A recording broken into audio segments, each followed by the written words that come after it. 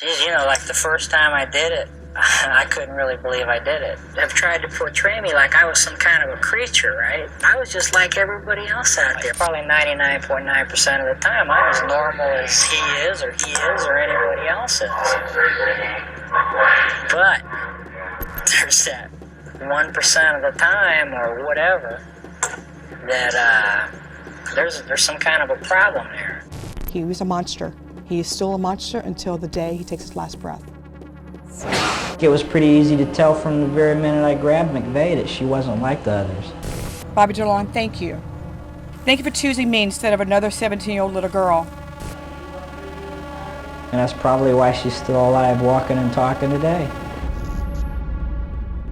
I had made my mind up that night when I came home from work that I was going to end my life. I even sat down and wrote my suicide note out. I left around 2 a.m.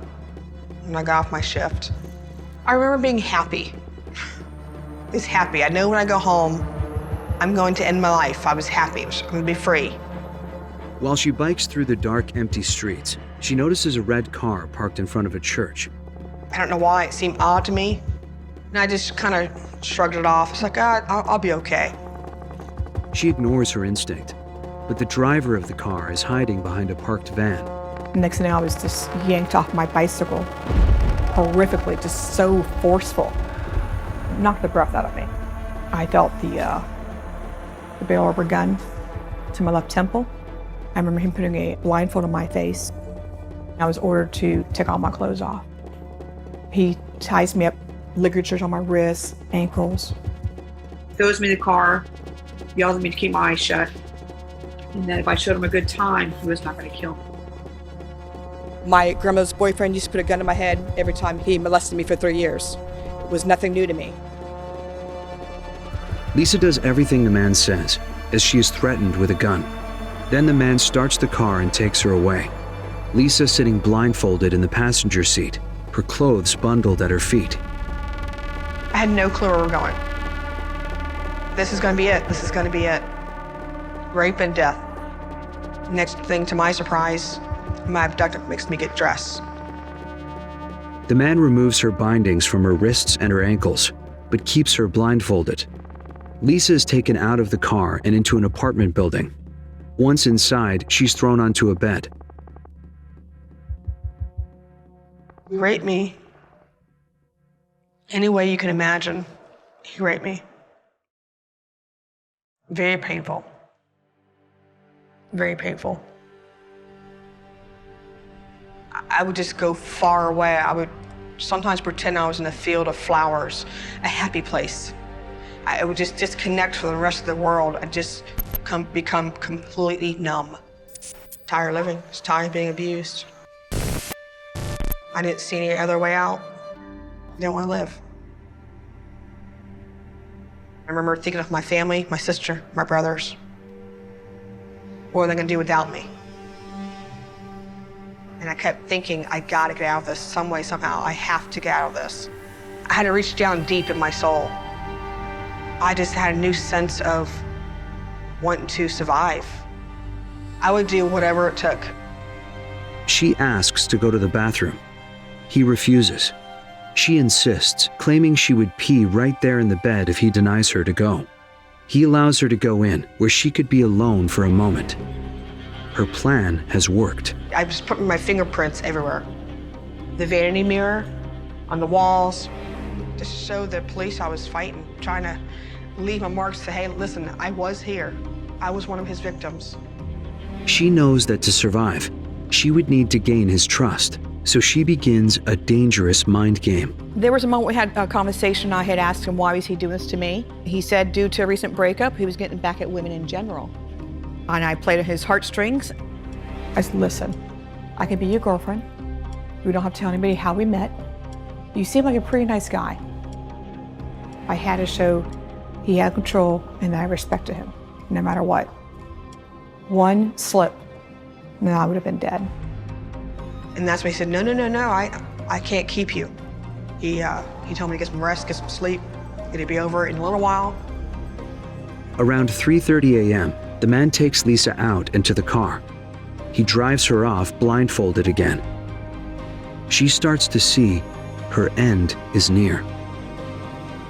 As he's putting the blindfold on me, I was trying to tighten my jaw so it would be a little loose. Everything that I saw, hear, touch, smell, taste, whatever, I would just store it in my memory bank. In case if I did get out of this alive, I can go to the place to get him caught. I remember the car being loud, like it needed a tune-up. I remember the lights passing on the interstate. I could see it beneath my blindfold. I'm trying to see my surroundings, I'm trying to see where I'm at. I knew we were in interstate because the air sound changes, it gets strong. I saw 2 hotels. These 2 hotels were at the intersection of Hillsborough Avenue. He proceeds west. Interstate 275. I remember seeing a silver piercing, shining light hitting my eyes. It was the word Magnum on the dashboard. He decides to pull into a rear parking lot. Tell me to get out of the car. I said, great, it's gonna kill me here. He told me when I got out, I wanted to stay there for 5 minutes. I was frozen. My mind's racing. Should I run? Should I walk? Is he watching me? Is he pointing the gun at me right now? Is he gonna run me over by his car? But he didn't. The man left her there and drove off. After minutes that seemed like an eternity, Lisa finally decides to risk taking off her blindfold. I took my blindfold off, and the first thing I saw was this beautiful oak tree. And I fell to my knees and I started crying. I knew right there and then my life was going to change forever. To me, it was a sign of a new branch of life. Now wanting to live my life. But her struggle is not over yet. When she gets to the police station, she tells a detective everything that happened to her. But because Lisa has such composure, she doesn't look like other victims. And so the detective doesn't believe her. Lisa gets angrier and angrier, but she can't let her kidnapper get away and hurt someone else. We were finding a body, it averaged out about every 2 weeks. You know if you don't solve it soon, someone else is going to die. I was asked by my detective to go in and talk to her, and I did talk to her. I took my wallet out of my jacket and showed her the picture of my daughter. And I told her, this is my daughter, she's your age. There's nothing I won't do to protect her. And I'm going to protect you. I started crying. When I was describing the details of how my doctor looked through my hands, small mustache, pockmarked face, small ears. I'd never seen a victim of a violent crime like this that had such recall. The breakthrough was the Rhodes girl's description of this car, the catalyst for a 24-hour surveillance of Long. He gave me a photo lineup, 6 pictures.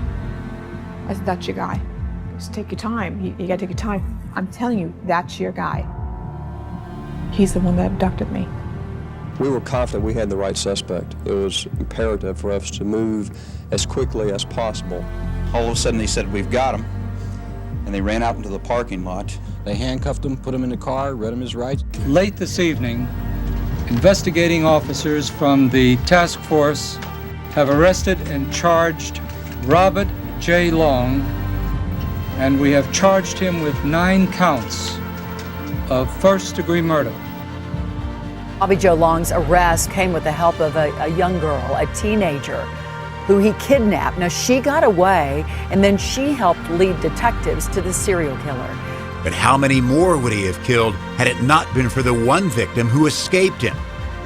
November 4th, 1984, Bobby Joe Long released me. I promised myself I would never live as a victim. Bobby Joe Long, thank you. Thank you for choosing me instead of another 17-year-old little girl. Lisa worked for years as a sheriff's deputy. The one that got away is now the protector. I know not on my watch will I let any child get hurt. And if they do, I'm gonna be their voice and I'm gonna be their advocate. I aspirated myself a long time ago to make it my obligation to be the voices of the women's lives who took too soon. Today, as I stand before God, the victims, and the families of the victims, I vow to carry on and be their voice. In memory and honor of the victims, Artis Wick, Lana Long, Michelle Denise Sims, Chanel Williams, Elizabeth Loudenbach, Karen Disfriend, Vicki Elliott, Kimberly Hops, Virginia Johnson, and Kimberly Swan. I didn't want to take the abuse I went through and carry it on in my life. I deserved to treat myself better than that. I deserved it. Once I broke those chains and that bondage I was in, I was able to see that I can take something negative, all the negativity in my life, and turn it something positive and grow from that. And each and every day, still today, I grow. To me, it's a lifetime journey of healing. And it's just phenomenal. Love life to the fullest. I had a second chance, and I'm going to use it wisely.